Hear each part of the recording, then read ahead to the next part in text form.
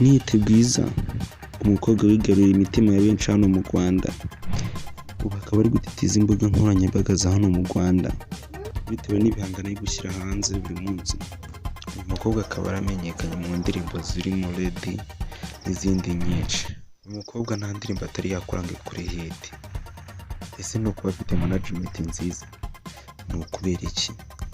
Uza kubyandika uko ubyumva muri comment.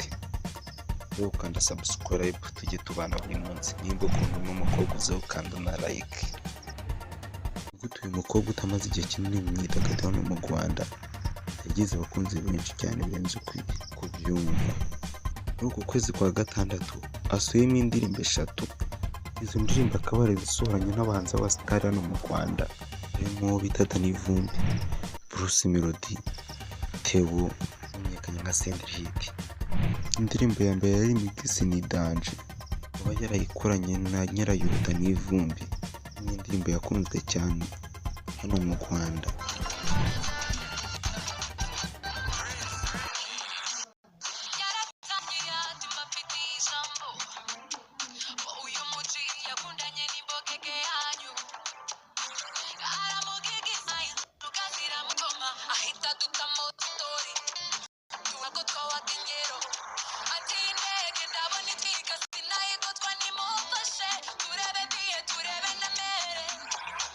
Indirimbo ya kabiri akaba ariyo bise Iyo Twicaranye, yakoranye n'uwo dusigaye twita Senderi Hit.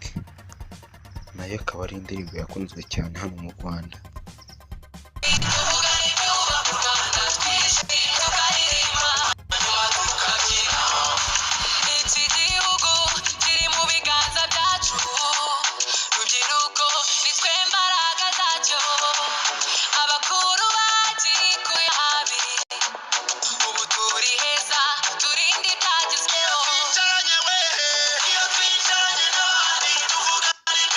Indirimbo ya gatatu yo yakoranye n'icyamamare hano mu Rwanda Bruce Melody bayita Ugera.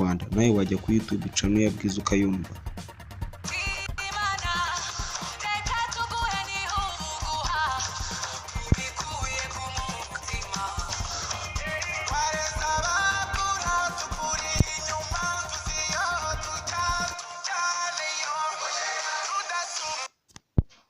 Uyu mukobwa akaba yaragize n'amahirwe yo guhura na Perezida wa Repubulika.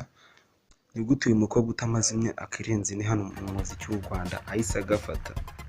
Uriho uribaza mu minsi iri imbere azaba ageze. Nawe niba ukunda uyu mukobwa ntugende udakanze like, ujye muri comment umuvuge ijambo rimwe.